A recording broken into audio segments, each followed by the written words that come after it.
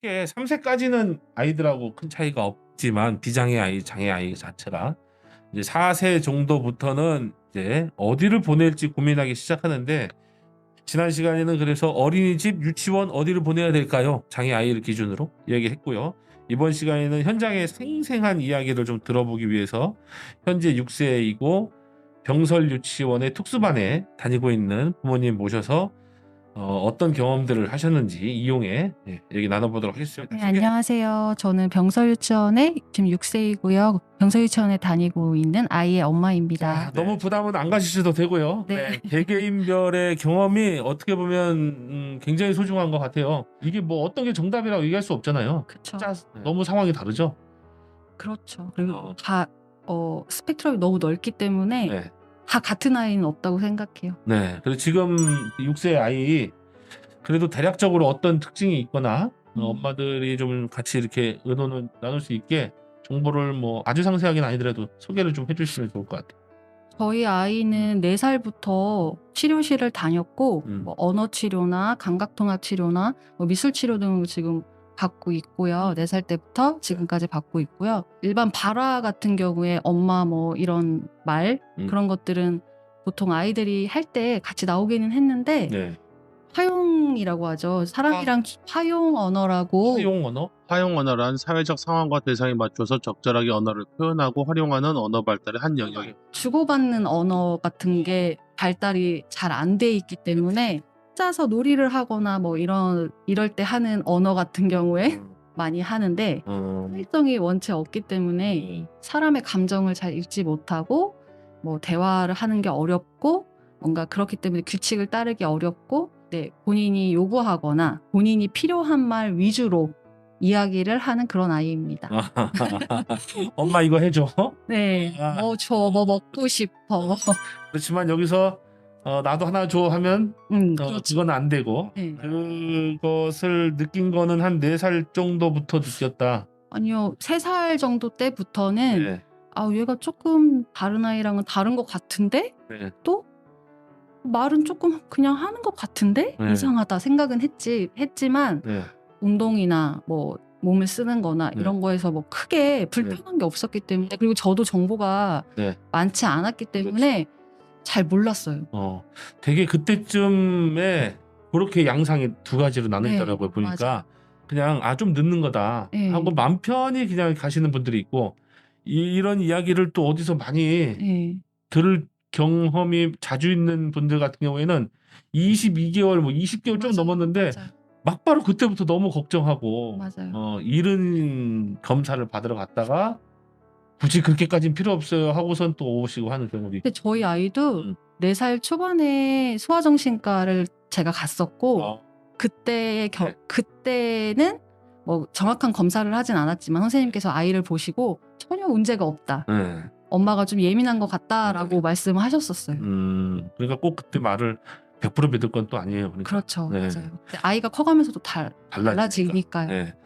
그래서 아이가 장애가 있는 것도 커가면서 또 알게 되기도 하지만 전혀 안 될 거라고 또 너무 낙심할 필요도 없는 게 그렇죠. 또 커가면서 또 확 달라지기도 또. 좋아지는 부분이 분명히 있어요. 그러니까요. 아이가 커가면서. 네. 근데 그 당시에는 되게 어렵잖아요.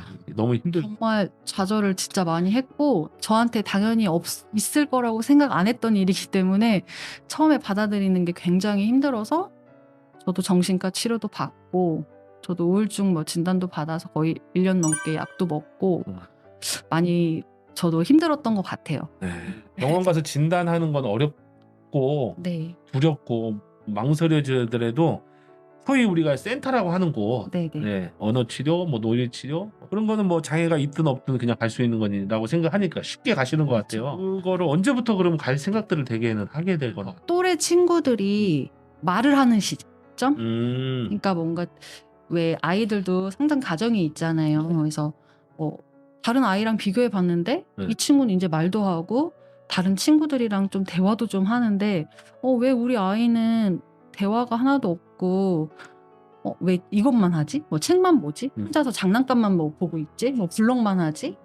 그런 시기가 있는 것 같아요. 그래서 그때 처음 의심을 했고 이제 주위에서도 조금씩 말을 하죠. 왜 아이가 말 잘 안 하냐. 친척이나 왜 눈을 잘 안 보고 앉냐. 왜 혼자서 뭐만 하냐. 뭐 이런 식으로 자꾸 이야기를 하면서 저도 좀 의심하는 눈으로 그때부터 이제 좀 보기 시작했던 것 같아요. 그게 4살쯤이에요?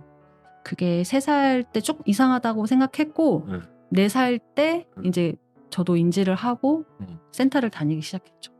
어떤 센터를? 언어 치료를 가장 먼저 했어요. 그래서 언어 치료도 했고 그리고 뭔가 저희 아이 같은 경우에는 조금만 걸어도 막 이렇게 근력이 좀 떨어지고 이렇게 코어가 약하고 그러니까 이런 네. 몸 쓰는 것들도 대근육이 활발하게 되는 아이가 아니어서 뭔가 감각적인 부분을 채워주려고 감각통합이라는 치료도 같이 받았고 사회성을 키운다는 이제 그런 치료, 뭐 플로타임이나 그런 놀이 치료나 이런 것들도 했어요.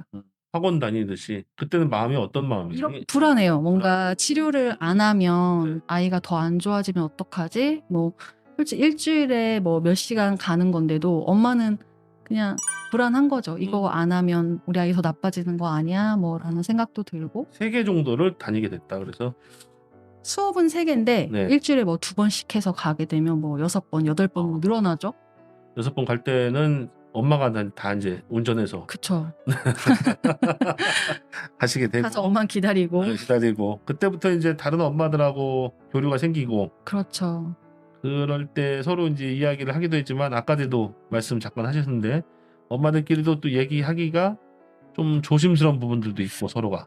그렇죠. 저 같은 경우도 네. 그런 게 아이마다 다 다르고 뭐 저희 아이보다 능력이 정말 좋은 아이도 있고 같은 뭐 장애가 있더라도 스펙트럼이 너무 넓으니까 뭐 이 친구는 또 이 부분이 너무 뛰어난데 우리 아이는 이게 안 되고 뭐 주눅들 수 있고 그렇거든요. 그리고 그렇기 때문에 저도 저희 아이보다 뭐 말을 좀 더 못하고 뭐 그런 친구가 있어도 말을 굉장히 저는 가려서 한다고 해요. 가려서 하는 편이에요. 상처 안 주려고. 저도 당해봤기 때문에 그렇죠. 그렇죠. 또 서로 상처를 받았던 게 있어서. 그렇죠. 그래도 일반 아이들을 키우는 엄마들보다는 훨씬 공감이 많이 되기 때문에 서로 위로도 많이 해주고 그렇게 하고 있어요. 네. 그 교육비는 얼마나 들어요? 학원 3개를 다니는 건데 센터를. 네. 아 그렇죠. 그러니까 나라에서 지원받는 것들이 발달 지원 바우처가 있는데 장애 진단이 안 나왔는데 네, 안 나와도 그거는 만 6세까지 받을 수 있어요. 발달이 지원이라는 소견서가 있어야 되고 병원 소개서가. 네.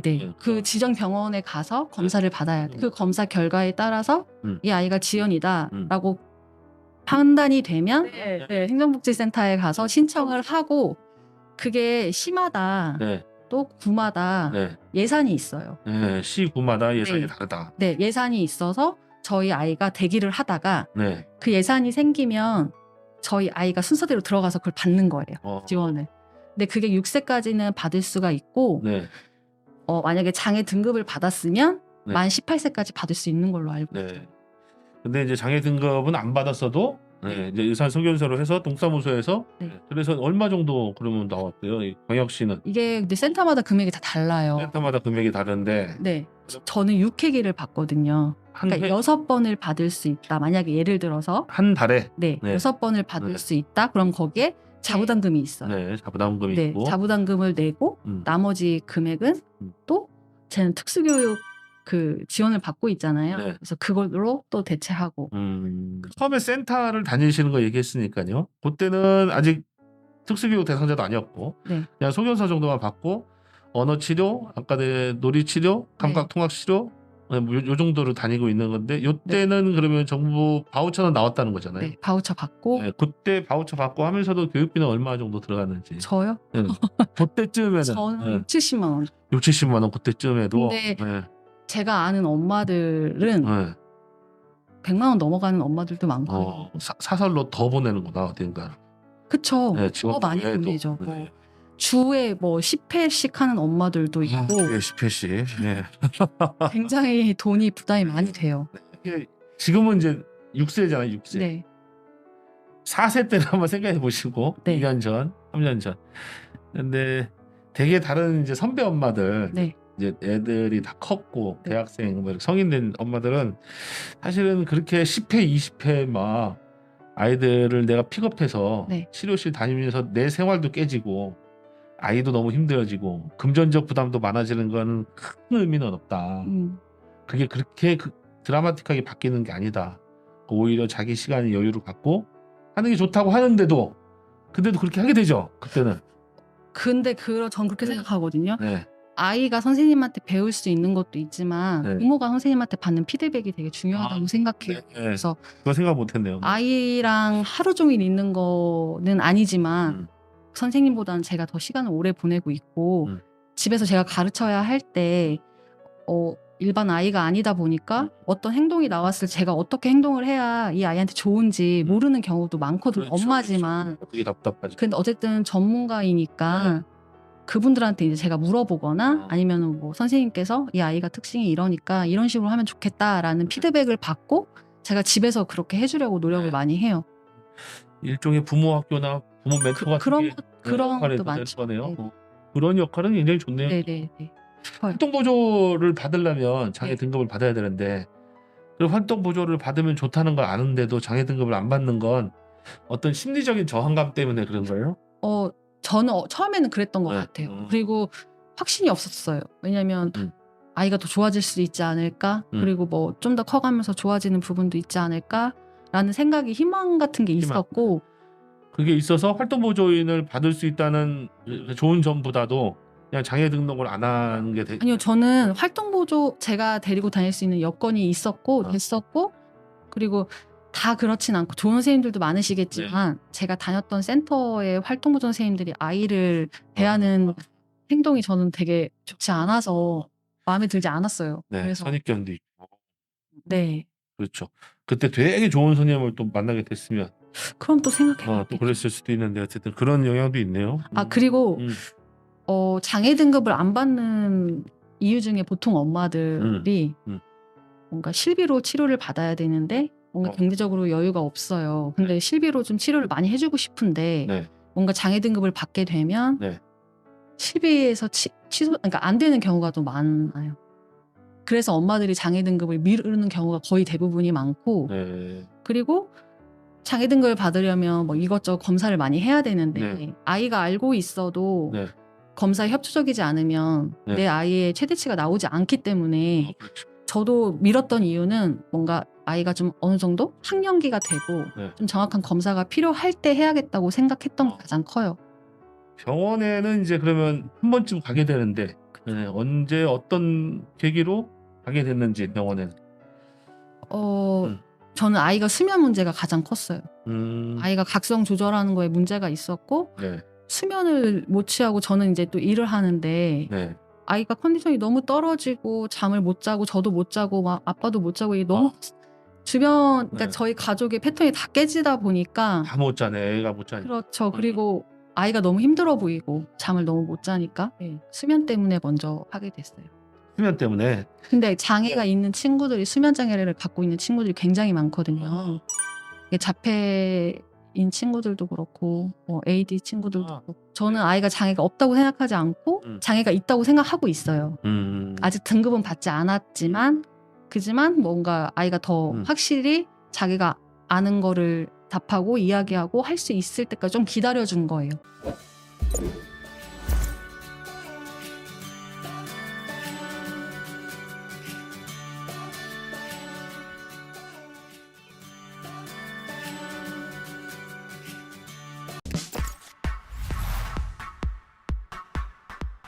어린이집은 3살 때 갔어요. 3살 때. 근데 그때는 3살 때는 다른 친구들도 말을 잘 못하고 좀 이렇게 사회성이 막 발달하는 시기는 아니어서 크게 막 도드라져 보이거나 하지는 않았는데 그래도 어떤 활동을 할 때 집중하지 못하고 네. 같이 참여하는 거는 네. 많이 부족했던 것 같아요. 그래서 그때부터 조금 이상하다고는 생각했고 네. 그때까지 별 문제가 없었어요. 네. 근데 저희 아이는 특성상 이제 불안이 많은 아이여서 뭔가 그러니까 시각적으로 너무 뭐 대비가 심한 그림이나 이런 것들을 보면 되게 불안을 느끼는 아이였거든요. 그래서 유치원에 걸려 있는 시계를 보고 무섭다고 울거나 근데 뭐 그런 것들이 너무 많았어요. 네. 그래서 선생님한테 연락이 오기도 하고 근데 저는 일을 하고 있으니까 바로 갈 수 없으니까 네. 근데 그건 또 제가 가서 뭐 시계를 떼줄 수도 없는 거고 그러네요. 이제 그런 경험들이 많이 생기다 보니까 저도 자연스럽게 그래도 조금 더 우리 아이를 이해해 줄 수 있는 좀 특성에 대해서 좀 이해해 줄 수 있는 선생님이 계시는 곳으로 가는 게 좋겠다 해서 처음에 그래서 통합 어린이집으로 옮기게 된 거예요. 그게 4살쯤 이제 5살 때 옮겼어요. 살 때 지금 한 1년 넘게는 일반 어린이집 다녔네요. 네네. 2년 동안은 네. 일반 어린이집을 다니다가 2년 동안은 엄마의 만족도로 봤을 때는 엄마나 아빠의 만족도로 봤을 때는 통합반 있는 데가 더 그래도 좋지 않을까요? 일반 어린이집 다녔을 때는 좀 불안했던 게 너무 많았어요. 그리고 일일이 아이의 특성이나 성향에 대해서 설명을 해줘야 되고 해 줘야 되는데 또 그걸 이해를 또 잘 못하시죠. 측면은 좀 있겠네요. 네네. 그다음에는 이제 통합 어린이집으로 다녔는데 네. 왜 통합 어린이집에서 다시 또 유치원으로 또 넘어가는 거는 안 넘어가고 그냥 갈 수도 있잖아요. 그렇죠. 네. 갈 수 있었는데 제가 이사를 하게 됐어요. 네. 근데 이사를 한 계기도 사실은 아이 때문에 한 것도 있거든요. 그랬어요? 그러니까 어. 저희 집 바로 앞에 네. 일반 초등학교도 있고 네. 그리고 장애 학교도 있어요. 네. 같이 있어요. 네. 그렇다 보니까 아이가 조금 커서 네. 학교를 가게 됐을 때 네. 저도 편하고 아이도 좀 더 동네에 좀 적응을 하고 나서 네. 어느 곳이든 가는 게 좋겠다라고 생각해서 네.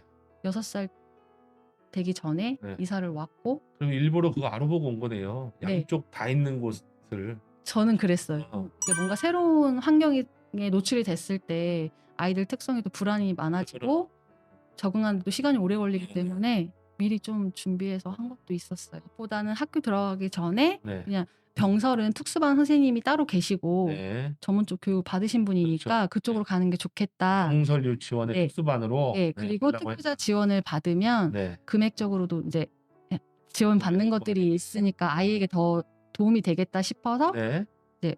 특수반이 있는 네. 유치원으로 보내게 된 거예요. 네. 그래도 유치원 보내야 되는 건 엄마가 교육에 욕심이 좀 더 있었나 보다라고 어. 사람들이 알게 되는 오해도 있거든요. 그 일반 유치원은 그럴 수 있을 것 같아요. 네. 근데 여기는 어쨌든 특수반은 좀 네. 도움을 받아야 되는 친구들이기 때문에 교육 위주보다는 자조 활동이나 규칙을 따른다거나 그런 거 위주로 많이 가르치는 편이에요. 선생님들께서. 4살 때가 제일 힘들었다고 아까 하셨죠? 또 왜 4살 때가 제일 힘들었는지. 네. 우선 제가 아이가 다른 친구들이랑 다르다는 걸 인정하는 시기였기도 했고 아이가 아까 말씀드렸다시피 수면의 문제가 너무 많이 있었기 때문에 항상 잠을 못 자고 또 일을 하고 네. 엄마도 지금 일을 하고 있고. 네. 그렇기 때문에 그게 가장 힘들었고 그때는 지금보다 오히려 더 상호작용이 안 되고 본인의 요구가 안 되면 네. 다른 식으로 표현을라도 해야 되는데 네.